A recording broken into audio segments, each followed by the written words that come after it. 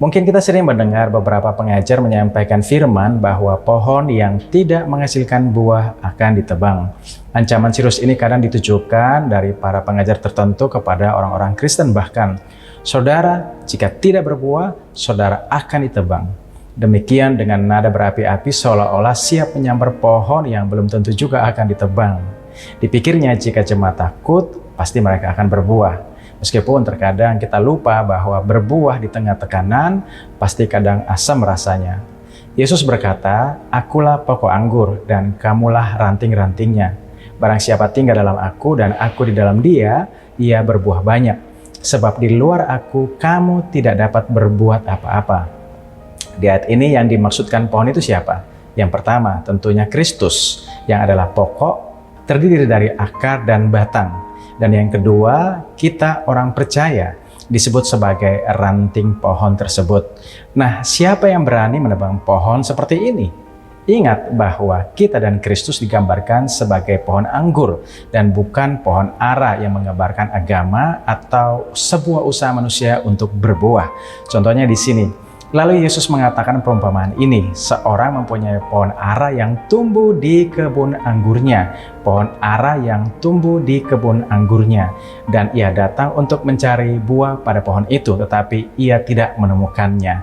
Jelas di situ ada pohon ara di kebun anggur. Jika saudara baca kelanjutannya disebutkan bahwa pohon ara lah yang menggambarkan agama atau usaha manusia ini yang akan ditebang jika tidak berbuah. Ini tidak termasuk pada mereka yang ada dalam pokok anggur atau pohon anugerah. Tapi pastor, ada ranting anggur yang tidak berbuah katanya akan dipotong juga. Kalau menurut Yohanes 19 ayat 2, kita baca firman-Nya. Setiap ranting padaku yang tidak berbuah dipotongnya, dan setiap ranting yang berbuah dibersihkannya supaya ia lebih banyak berbuah.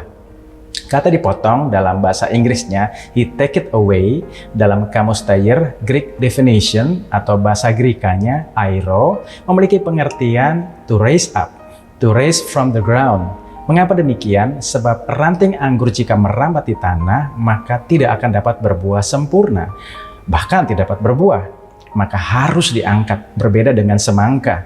Jadi ayat itu bukan berarti dipotong, tetapi diangkat. Jadi ranting itu diangkat, bukan dipotong. Demikian juga kita yang diangkat dan dimuliakan oleh kasih karunia Tuhan Yesus, sehingga kita juga pasti akan berbuah. Jika belum pun, jangan khawatir. Kita tidak akan ditebang, karena siapa yang akan berani menebang Kristus sebagai pokok anggur kita. Ya, dan kita hanya ranting atau carangnya. Tebang pohon sama seperti menebang Kristus. Kita tahu bahwa tidak semua ranting berbuah memang, yang berdaun juga bermanfaat, tapi berfungsi melindungi buah dari burung dan hama, atau setidaknya dari ranting tersebut menumbuhkan tunas muda, tunas baru yang nantinya akan menghasilkan buah yang lebih baik dan menjadi penopang yang kuat bagi tunas yang muda tentunya. Jadi jangan pernah takut. Selama saudara ada dalam Kristus, saudara dan saya tidak akan pernah ditebang atau dipotong, namun diangkatnya, sebab saudara dan saya ada pada pohon anugerah dan bukan di pohon hukum agama yang kalau tidak berbuah, pasti akan dipotong. Saya Jamie Junispa, miliki Yesus, miliki segalanya.